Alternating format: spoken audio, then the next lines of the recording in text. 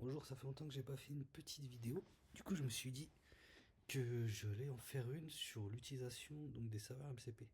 Pourquoi, comment, etc. On va commencer dans Cloud directement. On va utiliser deux serveurs MCP, on va utiliser Firecrawl et un que j'ai développé qui s'appelle Azure Storage, euh, qui permet en gros de stocker des données dans votre blob, dans votre store Azure. Donc l'intérêt de ce MCP surtout, c'est que c'est pour stocker du NoSQL et des images, etc. Mais aussi ce qu'on appelle des Azure Queues. Vous allez voir, en fait, c'est super intéressant. Et surtout, ça coûte rien, quoi. C'est gratuit, littéralement. Vous voyez, on peut, voilà, à peu près les features possibles. En gros, si je vous montre ici, vous voyez, par exemple, déjà, il y a la lecture des. Attendez, j'ai une meilleure idée. Comment ça marche? Comment ça marche? On peut voir, ici j'ai mes tools, là aussi j'ai des ressources. Donc en fait ça permet de lister directement, les ressources permettent de lister directement et de retrieve automatiquement. Vous voyez là c'est par table, voilà par table et par partition key. Il faut savoir que sur Azure Table, quand on définit une entité, on parle de partition key dans la table. Enfin voilà. Par exemple si je demande, là vous voyez, là j'ai mes ressources. Et voilà ce bloc portfolio. Ok, ça m'étonne un peu. Si je fais ça, yes, c'est bien ce qui me semblait. Donc je reprends, voilà. On est ici. Disons que je veux voir la ressource NutriCoach et je lui dis c'est quoi. Et ça, en fait, ça c'est le SaaS que je suis en train de développer. Et ça, normalement, c'est mon profil utilisateur. Voilà, un profil nutritionnel stocké. Avec les calories, les protéines, les glucides, lipides, les paramètres, hommes de 30 ans, etc. etc. Vous voyez. Mais voilà, en fait, ce qu'il y a, c'est qu'il peut lire directement les ressources, mais il peut aussi faire des requêtes. Je vais lui dire lis les tables et fais-moi un résumé. Et fais-moi un résumé. Il peut lire en fait, il peut effectuer des requêtes via tooling. On peut voir qu'il va utiliser des tools. Vous voyez, par exemple, list Azure Table, il va d'abord lister les tables, donc c'est super. C'est ça que j'adore avec Claude, c'est qu'il est super intelligent. Il fait les choses toujours dans le bon sens. Donc voilà, là il liste les tables. Et là il lit les tables. Puis après il va me faire le petit résumé. Voilà, super, magnifique. Après, je vais vous montrer l'intérêt que ça peut avoir Azure Storage dans un cas que vous développez vous-même. Vous voyez, par exemple, il me liste un peu les tables, table NutriCoach, profil nutritionnel, table ingrédients avec une base de données alimentaires, la table récip qui contient les recettes personnalisées. Il y a 10 recettes pour un utilisateur actuellement, 1000 plans, donc c'est 3 plans nutritionnels, sont actifs, futurs, ou brouillon, etc. Donc voilà. Voilà à peu près ce qui se passe. Donc il faut savoir que Claude peut lui-même créer des tables et insérer des données dedans. Il peut même insérer des batchs sans données. Ça c'est pour ça. Maintenant, en fait, moi ce que je voulais vous montrer, c'est ça en fait. Par exemple, là je l'ai couplé avec Firecrawl. Firecrawl qui est un outil de scrapping. Par exemple, je vais lui dire créer une table et insère les meilleurs articles.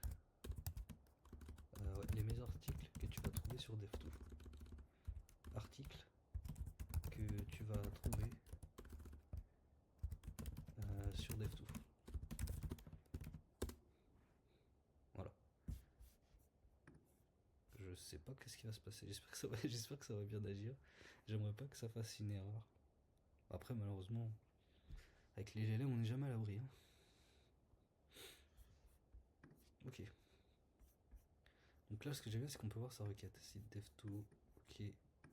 Limit 10. Only main content. Ah, ok. Il a déjà eu. On dirait qu'il a déjà chopé un petit article. Donc voilà. Là, il a récupéré un article. Il crée une table. Il va appeler dev2. Dev2 article.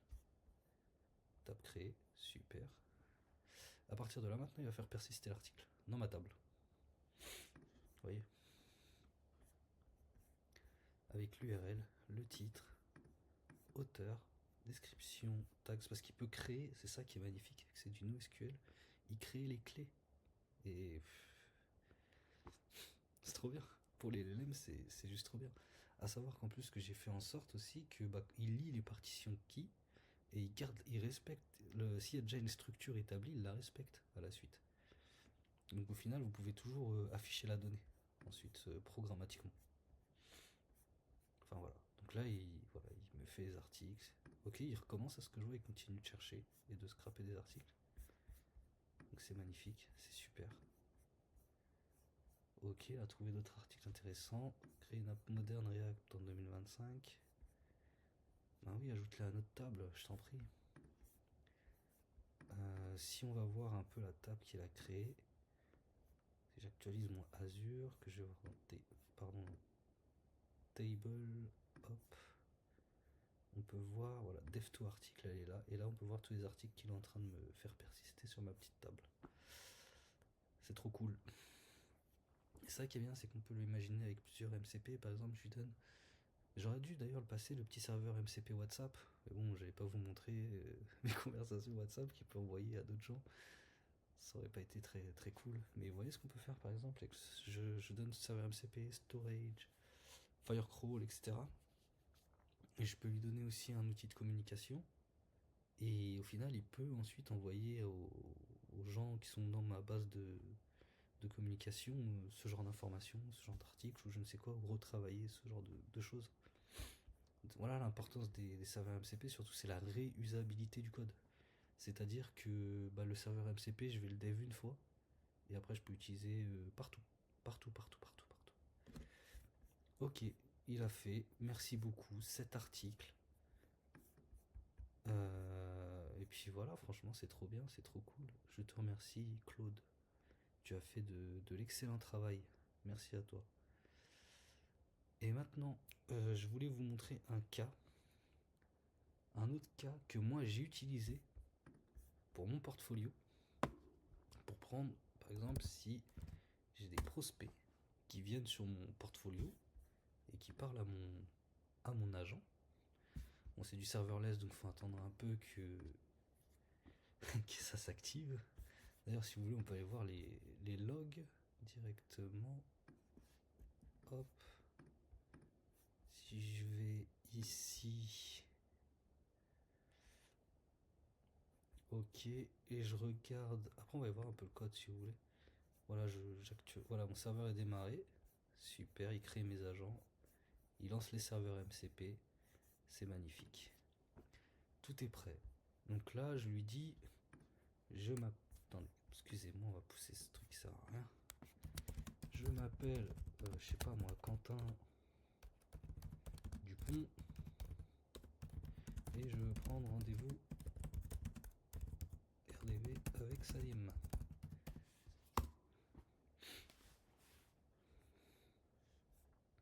Bien là, en fait, il a un storage Azure lui aussi. Et il peut faire persister des. En gros, il est éduqué pour ça. Il peut faire persister des personnes pour moi. Il va demander mail, le numéro de téléphone, le besoin, etc. Voilà. Pour organiser un rendez-vous avec Salim, pourriez-vous me fournir mail, numéro, entreprise, poste, ainsi que vos dispos. Donc voilà, donc il a déjà le nom et prénom, donc il ne le redemande pas.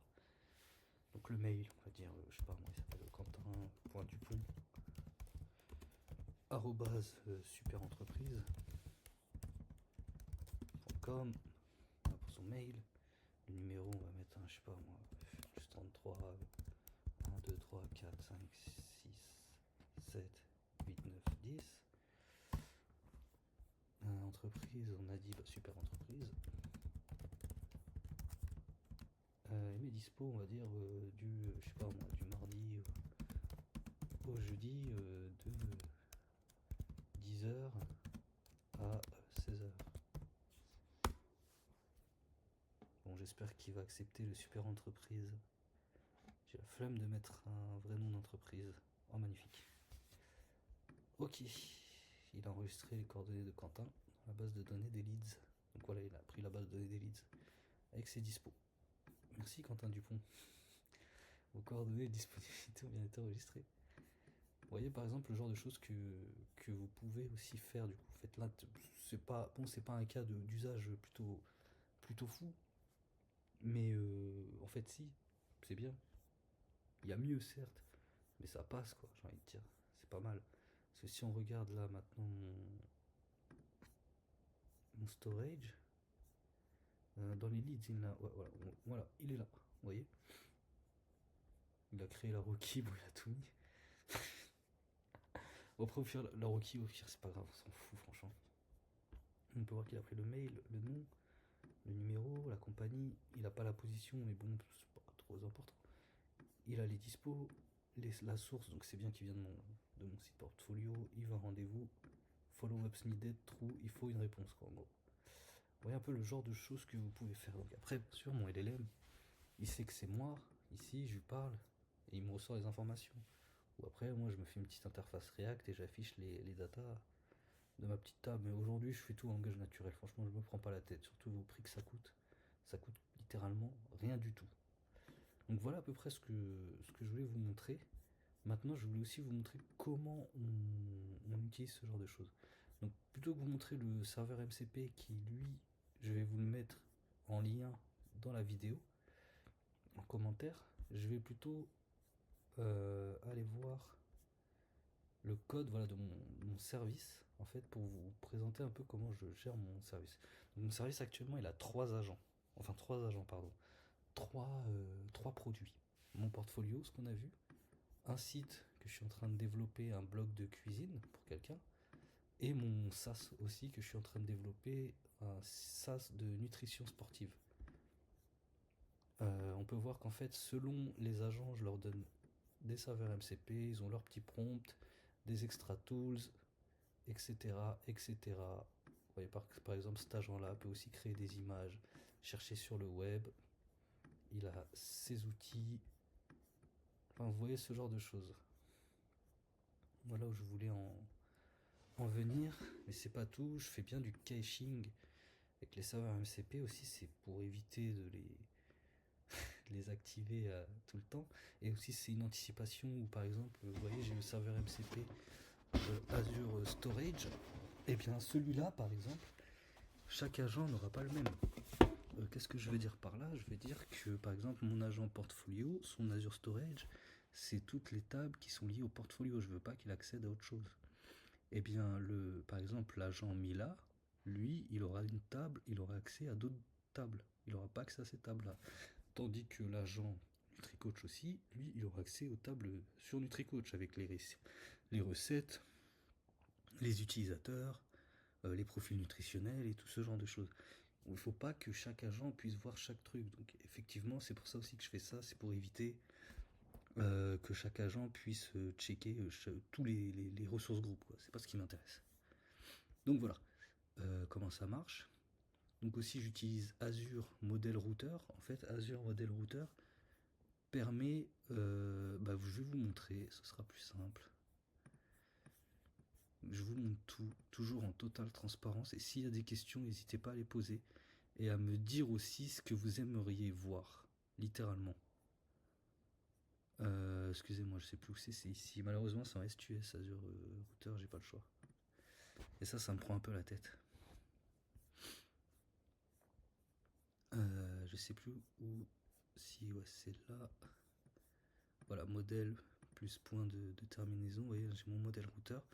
En fait, modèle routeur, vous voyez, on peut voir qu'il me délivre un nano, un mini, un 4.1 et un O4 mini. Donc modèle de raisonnement mini. Et en fait, c'est qu'il choisit selon la tâche. Il réfléchit, il se dit, bon, pour ça, pas besoin de ça, je passe nano. Pour ça, il faut peut-être mieux passer mini, etc., etc. Pour la forte génération de contenu, en général, il vous passe 4.1. Et pour une tâche qui va demander réflexion, il va prendre O4 mini. Alors moi, ça n'arrive jamais, parce qu'en fait, étant donné les serveurs MCP que j'utilise, la réflexion, de toute façon, même s'il est sur Nano, il va réfléchir, quoi qu'il arrive. Donc au final, j'ai jamais eu celui-là. Mais d'ailleurs, ni celui-là. Pourquoi? Parce que nos serveurs MCP permettent d'utiliser des modèles peu puissants pour faire des tâches un peu plus complexes. Voilà. Ou ce que je voulais dire aussi, après je sais plus trop ce que je voulais dire. Non, je pense qu'on a fait le tour de ce que je voulais parler et montrer. Si je voulais dire aussi, je vais lancer une playlist. Une playlist où je vais devant vous Donc sûrement, je sais pas, 5 ou 6 vidéos. On va tout faire de A à Z. On va faire un petit serveur MCP from scratch, on va le déployer, on va créer une interface. Et au final, je pense qu'on va tout faire depuis une petite Next.js pour aller plus vite. Ce qui va nous permettre en gros de... Voilà, on va créer le back-end d'un agent. Ce qui nous permet, vous voyez, par exemple, d'initialiser un agent, de le faire utiliser le serveur MCP qu'on a développé, et la petite interface de communication aussi, parce que je trouve qu'aujourd'hui c'est important de voir comment récupérer les communications de l'agent et comment les passer, et l'importance du système prompt pour ça. Vous voyez, par exemple, ici, je lui dis bien, tu dois respecter ce format de réponse question, talk, action. Action input, observation et talk. Je connais la réponse finale, final answer. Pourquoi? Parce qu'en fait, c'est pour me faciliter la vie, pour récupérer la réponse. Parce que j'affiche, quand on veut afficher l'utilisation de réflexion, etc., il faut bien, la réflexion, en fait, c'est inscrit dans tout ce qui parle, dans sa communication. Donc il faut le définir et il faut tout récupérer avec des regex. Donc ça c'est cool, l'IA elle est très forte en regex. Voilà. Puis voilà. Voilà ce que je voulais voir. Donc ouais, je pense que je vais vraiment faire cette petite playlist. Je pense qu'elle va être super sympa. Et j'espère qu'elle vous plaira. Et si vous avez... Alors si oui, non seulement il va y avoir cette playlist, mais aussi je vais vous montrer l'utilisation d'Azure AI Search pour simplifier votre vie. Parce que je sais que pour beaucoup, ça peut grandement vous aider. Voilà. Je vais arrêter là pour cette vidéo. J'espère qu'en tout cas elle vous a plu. J'espère que je montre et communique assez sur ce qu'il est possible de faire et que s'il y a des questions, n'hésitez pas à les poser. Je répondrai à chaque question sans hésiter, et que si vous voyez des choses que vous voulez voir aussi, il faut me le dire pour qu'on parle de ça. Voilà. Je vous souhaite une bonne journée ou soirée. A plus.